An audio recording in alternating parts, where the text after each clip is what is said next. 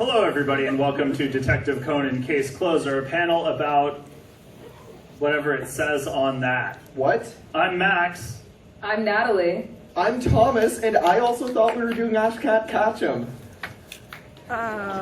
What, you're telling me this is a lie? That's not the Bolt font that they use in the Pokemon anime. Strip. So, welcome to Detective Conan Case Closer, where we find out once and for all if Detective Conan can solve the case about what happened to half of the Fanime staff. Oh, work. Oh, wait, I have to click. So, first, what is Detective Conan? My memory of this show growing up was just catching like some advertisements for it on Adult Swim between episodes of Yu Yu Hakusho and Inuyasha, going, eh. But you know, I was asked, and by that I mean I nominated myself to do this panel, so I had to familiarize myself with the show, and I wisely chose not to. I outsourced that work to Thomas. Thomas, could you please tell me what you found out about Detective Conan? Well, I had no idea what a Conan or a detective was, so I started off with Lupin III versus Detective Conan. And I quickly realized my favorite characters were Lupin III, Daisuke Jigen, Fujiko Mine, Inspector Zenigata, and Goemon. Oh, yeah. Sorry, one sec. Everybody, if you could squeeze together real quick, because there are more people that want to come in here for some fucking reason. I would say squeeze in to leave like the aisles or the edges open. So like the three of you squeeze over one more so that there's 3 spots instead of 1 and 2. It's what Conan would want. Yeah, it's what Conan would want. Do it for the children. Be a good citizen. I would never. Children. Yeah. Opened a few more spots. Well, you were talking about Golemon's Great Adventure for the N64, right? I watched. Yes, definitely. My favorite co-op 2D platformer. I actually watched a few more episodes. Before I knew it, I was hooked on Detective Conan. I watched the entirety of Lupin the Third Part 1. I watched the entire dub of Lupin the Third Part 2. And I watched that weird edgy movie where Fujiko deep throats a bomb. So, Natalie, would you say that we did our homework? No, you didn't. You didn't watch Conan, and Thomas watched whatever this is. Lupin! I'm not going to acknowledge it anymore. I'm going to tell you guys what Conan is actually about. So, Conan is about this high school detective named Kudo Shinichi who goes to an amusement park with his best friend Ron Mori, and he gets caught spying on some bad guys. They hit him with a bat, they feed him some poison, bam, he becomes a 7-year-old child. He ends up moving in with his childhood friend and her father Kogoro, or Richard, if you're white. And, Richard. And he's a private detective, so that way Conan can get the cases. To conceal his identity, he comes up with the alias of Conan Edogawa based on the bookshelves, book titles, and the shelf behind him. But that should be an obvious tell for Ron, because Shinichi is absolutely obsessed with Sir Arthur Conan Doyle, but somehow she doesn't know. It'll be an upcoming suspicion arc, right?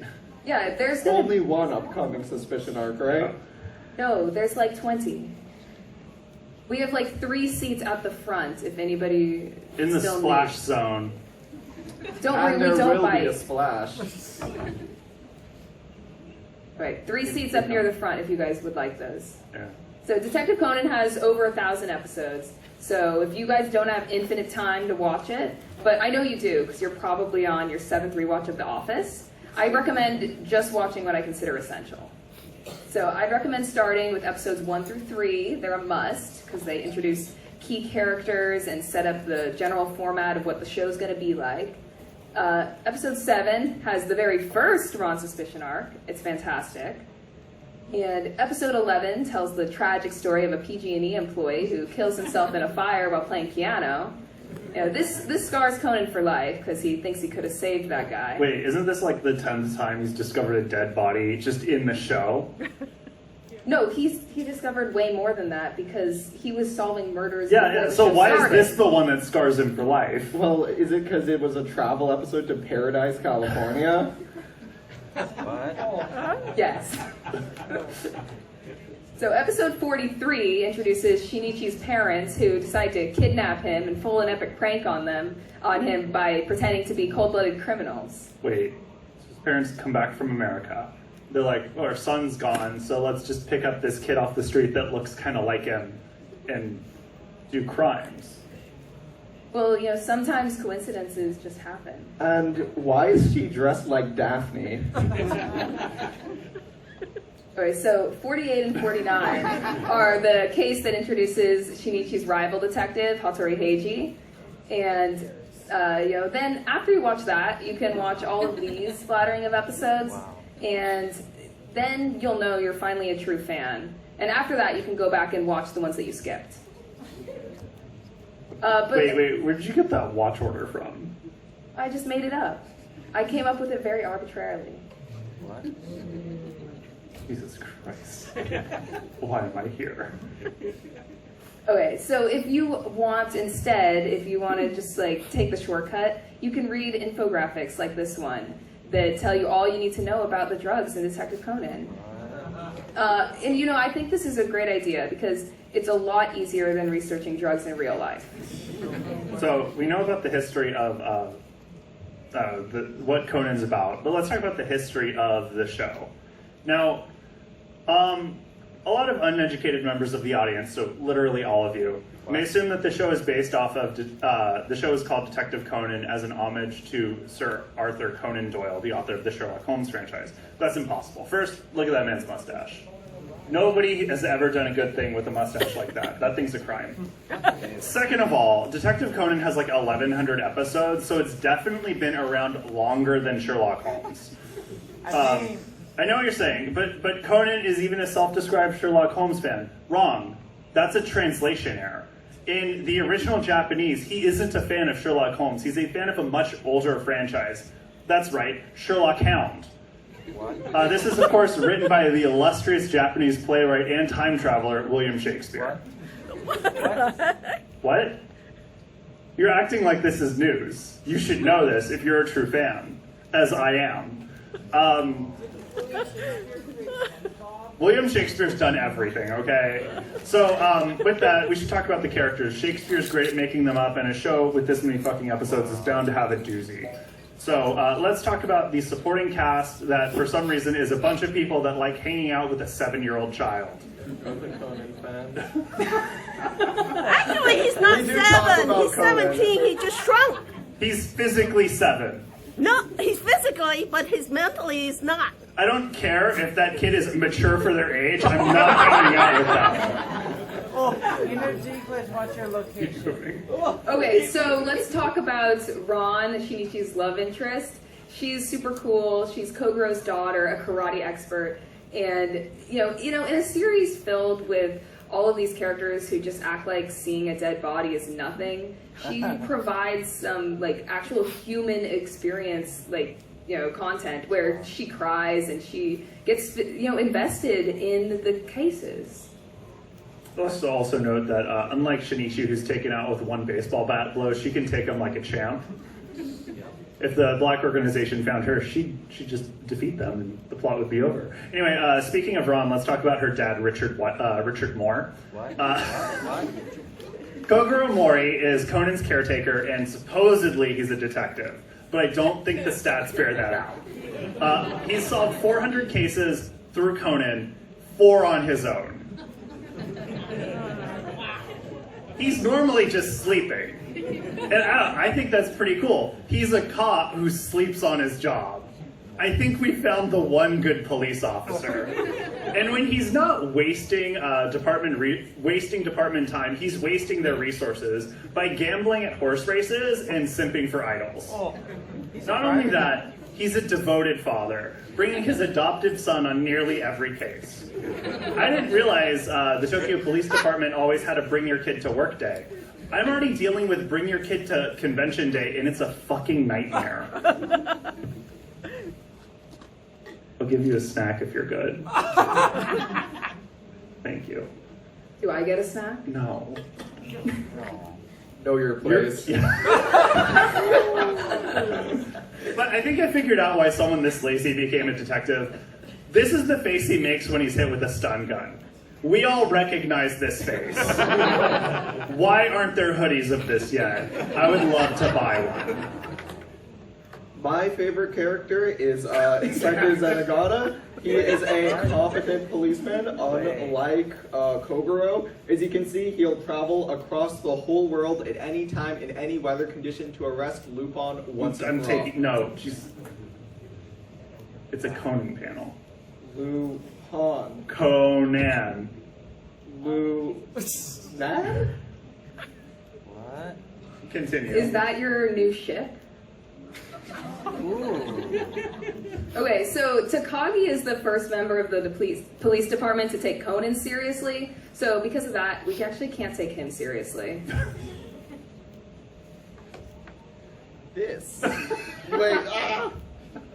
Got Okay, him. so this is Hiroshi Agasa, he's one of the first people to actually know Conan's true secret identity.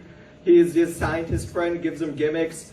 What you may not know is his rich and storied backstory the show only briefly alludes on. I'm really happy he's talking about a Conan character. For example, Agasa actually used to be scientific colleagues with renowned scientist Dr. Wily. Never mind. Together, they made 6 robot masters who were supposed to help humanity. Instead, they defected, sided with Wily, who was secretly an evil ninja the whole time. Agasa created a super fighting robot to take down the robot masters of Gutsman, Cutman, Tankman, Iceman, Bomberman, and the most devastating one of them all, Mecha Mewtwo Man. What? Conan, That good? right? No. This is an OVA that literally you are the only person who's watched.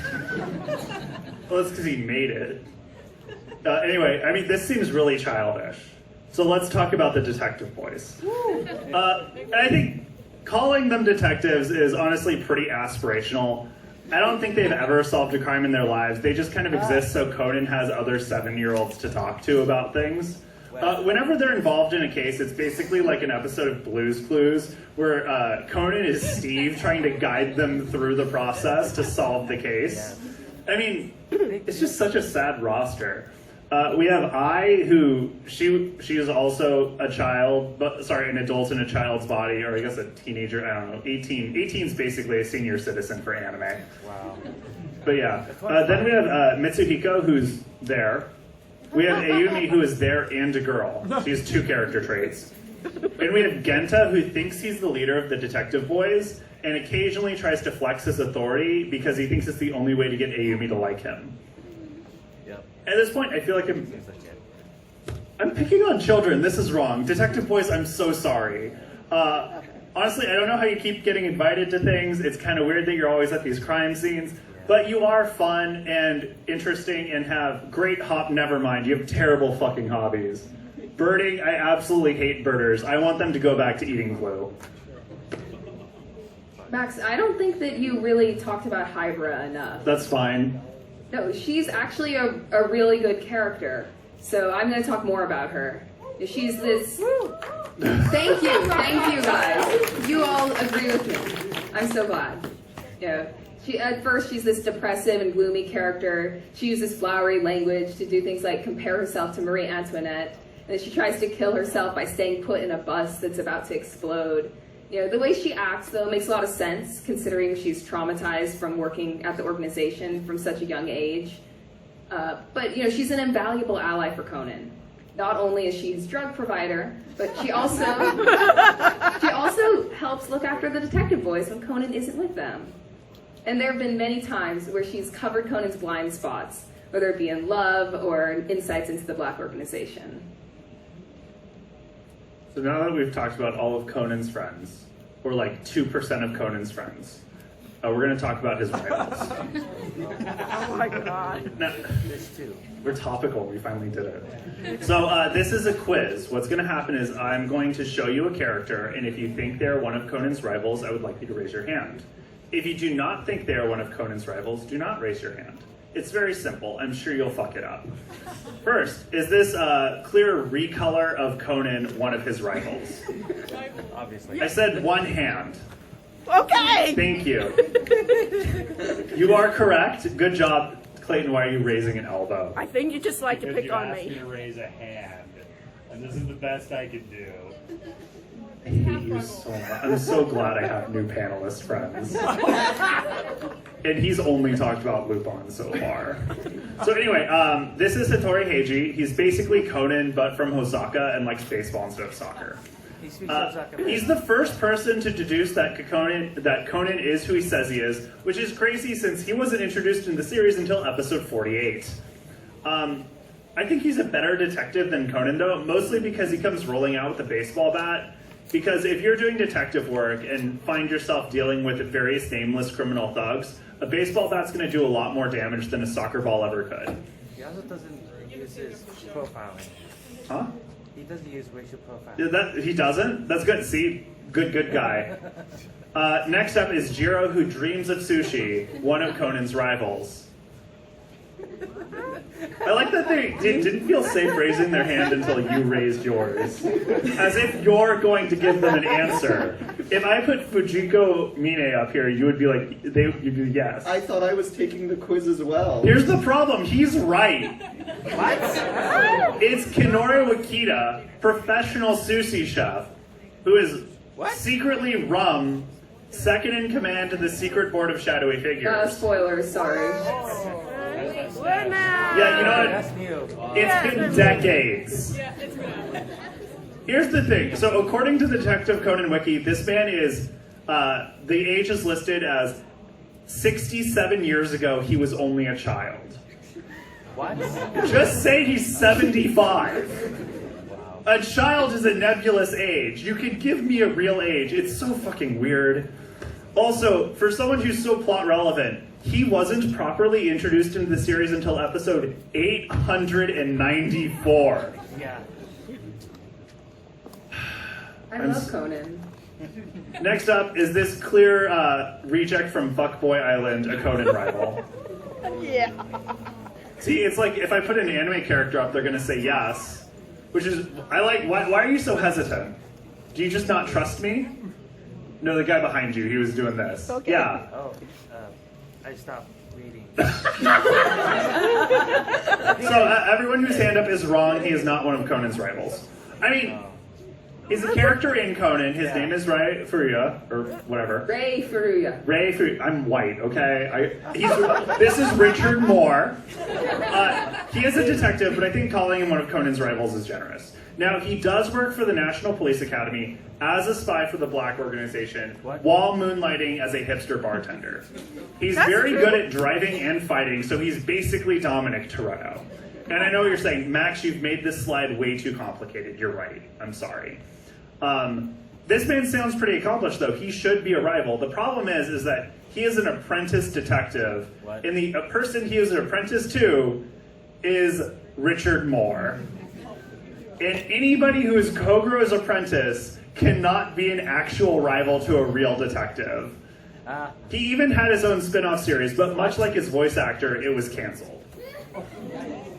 Next is Kaito Kid, a rival for Conan. A lot of people are just really turned on right now. He is, but only the third one. Yes. What? Thomas, what did you do to this slide? What? Kaito the Third, right? Wait. I mean, they did that. So, to be clear though, it's not due to his excellent thieving abilities. It's because of his undisputed charm. This man was able to briefly convince Ron that he was Conan just to get into her pants. And not Conan, Shinichi. I don't care. They're all the same. They are all Richard Moore to me. Not only Yeah, you should have said You just said that. everyone is Richard Moore. This is Richard Moore seducing Richard Moore, okay? I don't know why that's difficult for you. Worse yet, not only has he won over Ron's affections, but he's won over the affections of Japan, as he is placed #1 in several character polls over the titular character. He has his own. And now the final character is Embor, one of Conan's rivals. No. While he did initially oppose Conan in his quest to retrieve the talismans and stop Shendu, he ultimately had a heel turn and spent the majority of the series as a valuable ally for the Detective Boys. What? Omo Gregory Vadi gadgets. So, a series can only be as good as the gadgets it introduces. That's like, detectives and spies live and die by their gadgets. And Conan has some doozies, and we're going to go over them. But first, I think we need like a point of comparison, a contemporary series for Conan to base its gadget effectiveness off of. And the best series I could think of was, of course, Get Smart, What? which has nothing to do with the fact that my elementary school librarian called me Maxwell Smart. Wait, do elementary schools still have libraries? I don't think Did so. Did we ban those finally? Let's ask, is our children learning? Depends on the state, right? Yeah, in Wyoming, if you go into one, you just get shot. So, this series had some great gadgets. We had the shoe phone, which according to Wikipedia is one of the first instances of a cellular phone, which is absolutely wild to me. I don't believe that, but I do believe that this is the only phone with soul. Next, we have the false neck. It's supposed to protect you from strangulation. I frankly don't know how it does that. I want one. Okay. Then we have the bazooka broom. It does exactly what you think it does. And exactly what you think it does. And then, of course, my favorite gadget from Get Smart, the dog brainwashing device. Poor dog. Yeah, no, that dog looks really upset. Can Conan even compare to this? Honestly, these are some quality gadgets. I know the answer to this one as a Conan expert. Is it no? Well, yes. Remember Agasa? He actually makes Conan some really useful gadgets, specifically the voice-altering bow tie. Conan generally uses this to knock out the actual detective in the room and then child-splain the murder mystery to the actual adults. Here's a little secret, though, just between you and me. I actually do this as well. I'm here. During the pre-panel Denny's lunch, I would never be caught at Denny's. Okay, let me correct myself. During the pre-panel Thank you. lunch, I have standards. right after Max and or Andrew finished paying for my meal, I knocked them out with my signature punch and then weekend at Bernie's them all the way over to the nearest convention center. And there I give the panel where they're secretly asleep. Like, if you can't see me, that's fine. There I am, hidden under the table. Nice. Am I making you cry? I didn't know this happened. Of course it happened. You don't remember YumeCon?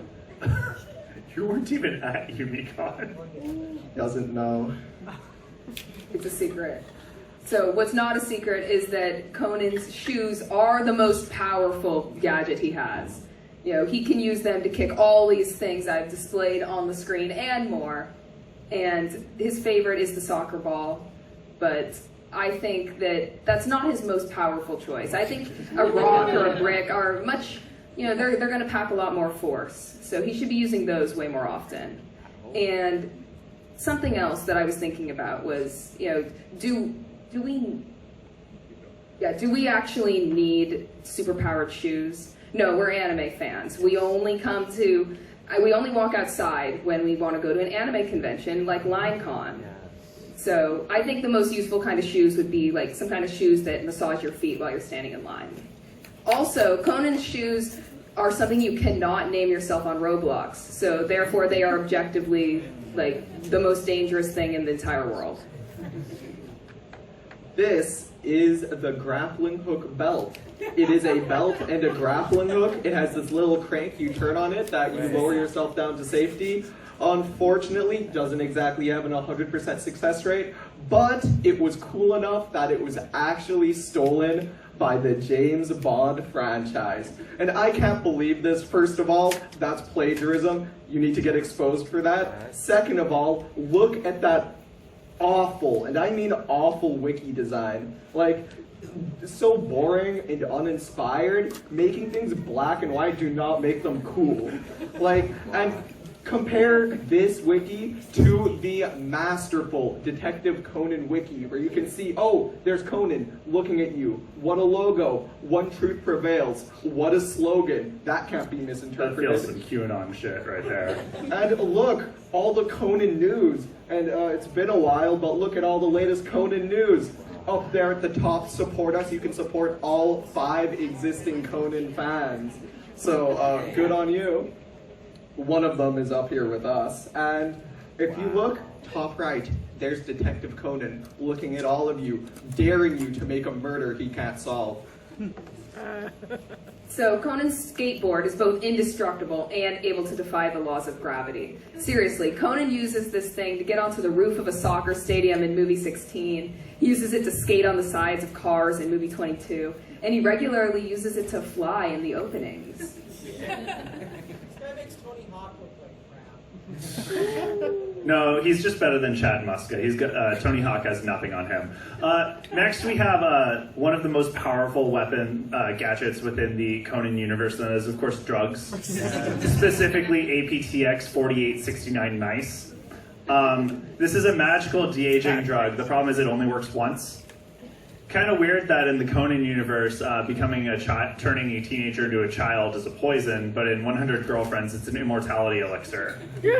I feel like there's some kind of commentary there that I don't understand. Maybe Conan would. He seems pretty competent. So we're going to go over a couple cases that Conan solved to demonstrate how good of a detective he truly is. Well, I watched episode 1, and yes, I genuinely don't believe you. And it starts off with Shinichi, Japan's best youngest detective. He immediately solves the murder case by, is he accusing the guy in the wheelchair? Like, that's not a good look. And what's an even worse look is throwing a globe at him. So after that, definitely not discriminatory case. He takes his not girlfriend run on some, like, platonic get-together, I would like to say. I mean, Shinichi may be smart, but he's not smart enough to realize she's 100% not into him talking about Sherlock all the time. He then takes her to a roller coaster where, it's pretty good. Then a murder happens. And is that his soul escaping his body? I mean, I guess so. I don't know either way. I think they killed a lightning elemental. Yeah, that guy had it lucky, though. The alternative, being warped to Dungeons and Dragons. He really dodged a bullet on this one. See my Dungeons and Dragons panel later. Anyways, Shinichi, he kind of realizes the true murderer was the guy's gymnast girlfriend, which honestly, shocking. And second of all, after this, I don't think I can trust gymnasts anymore. This is and then he gets drugged, all that stuff. Episode ends. That's where I stopped watching. I think that's where the series ends canonically. This is the first episode.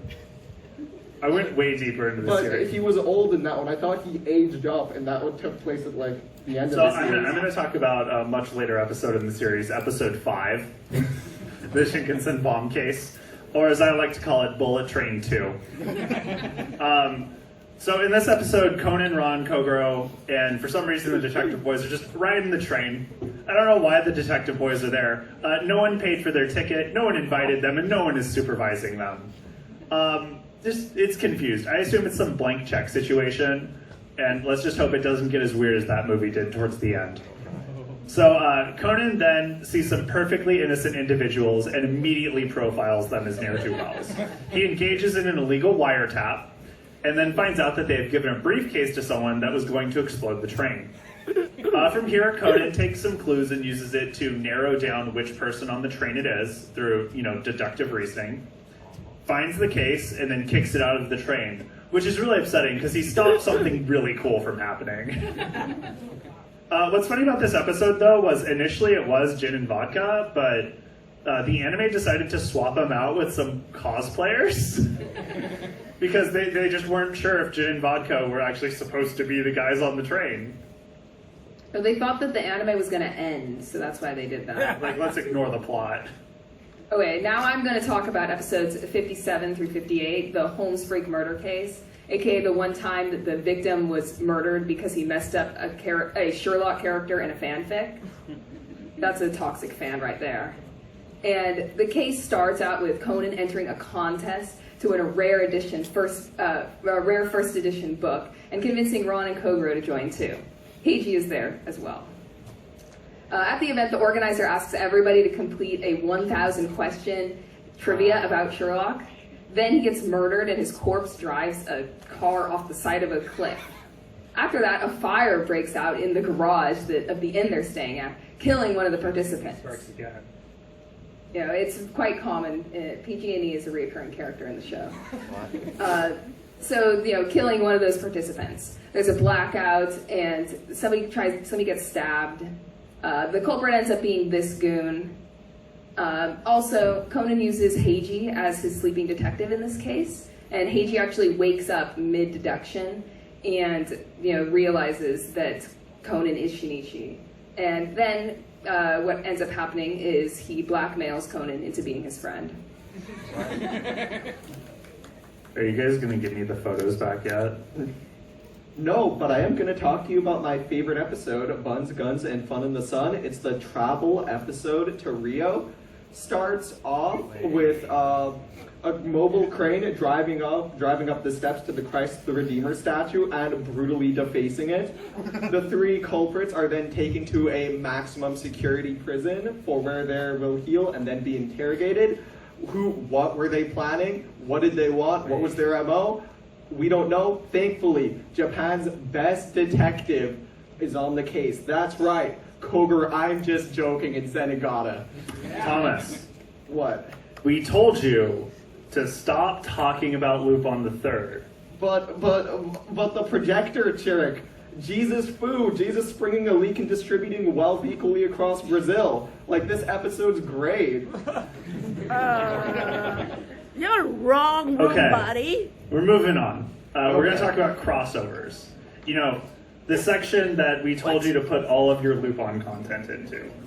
So, now that we're here, could you just talk about the rest of the shit you want to say about Lupin the Third? All right. So we can get it out of this fucking crap. Okay, well, first of all, if you may not know this about me, I love Lupin the Third, and in fact, I love a lot of things that cross over with Conan. A lot of them really touch me, and I really don't have any places to talk about them. So I want to talk to you about my personal favorite. That's right, the Detective Conan Pokemon crossover stage play, which starts off with my favorite Detective Conan characters, Jesse, James, and Meowth, kidnapping Ash and replacing him with an imposter. And from then on, this imposter Ash asks a Caterpie incredibly politely to cause the end of the world and kill all plant and animal life. And it's like, yeah, sure. And it kind of just causes an ecological disaster. Like, that's the plot. So in Dubai, Yeah. they have a stage play where the villain is causing an environmental crisis. Yes. Well, I have a theory. Not about that. I have no explanation for that. But I have a theory, because we all know this Ash, he's an imposter. I actually think Conan is an imposter as well. We know this, because at the beginning, we see Detective Conan and Ash throwing a ball to each other. And if we know a single thing about Conan, he would never do that. He'd kick. You really think he'd throw a ball instead of kick it to someone? Like, that's insane. And to be honest, same is true for Ash. He doesn't throw a ball. He's a caber tosser. That's what he was born for. Anyways, Conan exposes fake Ash because the real Ash was a dumb fucking moron and cut his hand playing ball, and the fake imposter Ash wasn't that stupid. So he was like, okay, you're not cut, therefore you're not Ash. Get rolled. And he also unmasks Jesse, James, and Meowth as Lupin the Third, Fujiko Mine, and Goemon. And I will say that is pretty much all of the time Detective Conan's in this. It's an hour long. He's in the stage play for what? Maybe 10 minutes? Like, it's way more Pokemon than Conan. It's okay though, because literally every other piece of Conan media is inundated with so much Conan that you are honestly sick of him by the end. But one of the complaints that I have about Conan is the unsatisfying fact that Ron still hasn't figured out Shinichi's identity. Ron, you've had like 7 suspicion arcs, girl. You should know this by now. I blame Gosho. He worships the status quo, and he thinks it makes the series more interesting if she doesn't know. If Gosho can't give it to us, where can we get this juicy information, this juicy content of Ron finally figuring out that Conan is Shinichi? Who can we rely on? You know, no one trusts the filler episodes. And when was the last time a live-action adaptation was any good? But you know what? We can find it in fan fiction. My people are here. You guys know. I don't even have to say the next line because I was going to say that one of you guys has a friend, but you guys are all fans. Okay, so I'm going to recommend some fantastic fan works. First, let's talk about The Mystery of Conan Edogawa. This is a classic, and it's the best depiction of Ron playing detective I've ever seen. The anime filler episodes have nothing on this. Not only is she persistent and never gives up even when Conan tries to gaslight her, she uncovers his tricks and presents evidence just like a real detective. It's awesome. Yeah, The Mystery of Conan Edogawa is an A+ fan fiction. Really enjoyed it. I wish that Gosho would take some notes.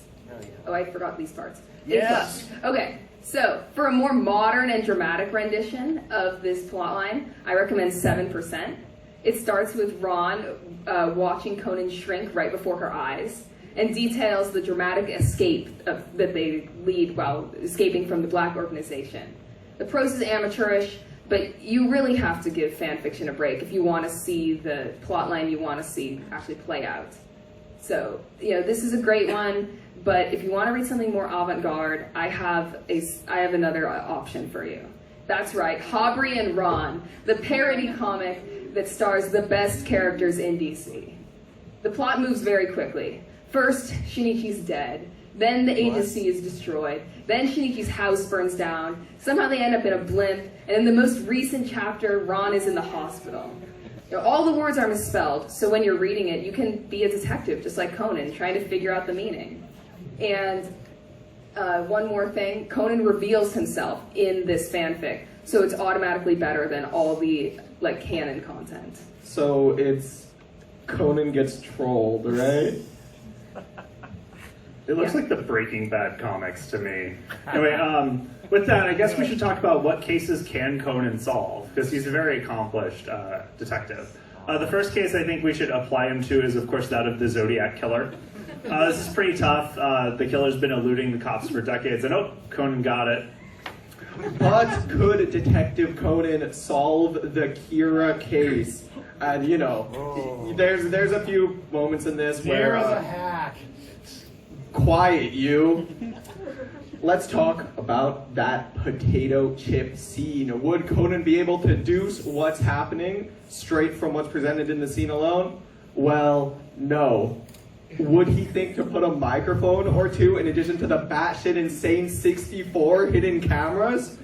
Yes. And with just 1 or 2 microphones, he'd be able to gain so much more information about the scene, such as Light writing names with his left hand, watching a fucking mini TV, or even Light's cringe giggling happening throughout the whole thing. The next case I want to put Conan on is to explain to me the plot of FLCL. So I don't understand. This has been plaguing me for 2 decades now. And I'm not the only one. The internet quite often asks, what's the plot? What's FLCL about? What do the robots mean? What kind of anime is it? What the fuck is Hulu? Conan can solve this case. The problem is that Conan's 7 and Fooly Cooly is on Adult Swim. That's the way past his bedtime. I tried to give him some Mountain Dew and like a bunch of sugary like Oreos, but he just fell asleep. So instead I just have to resort to like some video essayists explain to me what it's about, and I don't really trust them. But could Conan figure out what happened with Nina and Alexander? Yes, he totally could. You know, he knows enough random knowledge to know what the heck a chimera is. He'd be able to put together the fact that Nina and Alexander are both missing. He would know that, you know, since the chimera is speaking English, that it's part human. Easy peasy. But and we have one more case that we want to apply Conan to. One of the most illustrious cases that have ever faced the American government. And that is, can Conan beat Air Bud at soccer? We all know Air Bud is an expert at basketball, a true golden receiver, and the undisputed king of Riz. But he's also the world pop. He's fast, he can dribble, and has a killer pass. And while he does this, he looks much cooler than Conan ever did. In fact, that's why Conan got Air Bud banned from competing in the school soccer tournament. Conan was using those cheating high-powered kick shoes, and they weren't enough to get past this dog. So he had to rat on his coach and get the team banned. But Air Bud won the court case, won the tournament, and then even got to compete in the World Cup for America. Not only that, Air Bud has answered one question once and for all, one that Conan never could solve, which is, how do dogs wear pants? Air Bud solved this case, and with that, we have solved this panel. Like, we have very special thanks that I really don't care about. So we have some other panels. Again, you can follow our socials on this QR code. We're doing convention stories at 10:30, which is where you talk about your convention stories, and I make fun of you. This is not a joke. Sunday, Thomas is doing that D&D panel about the first episode of Conan. Yep. It's pretty long, too. God, it's an hour and a half. So that's at 2:30. At 3:30, we have 5th Gen isn't Pokemon. It's exactly what you think it is. At 4:30, we have Pokemon Film Review Hour, because we watched all the Pokemon movies for you. The first episode is only like about 15, 20 minutes, and you're talking an hour and a half? I talked He's about joking. We are not talking about Conan. It's a joke. Next Waluigi time is at 6. All the games Waluigi should be featured in.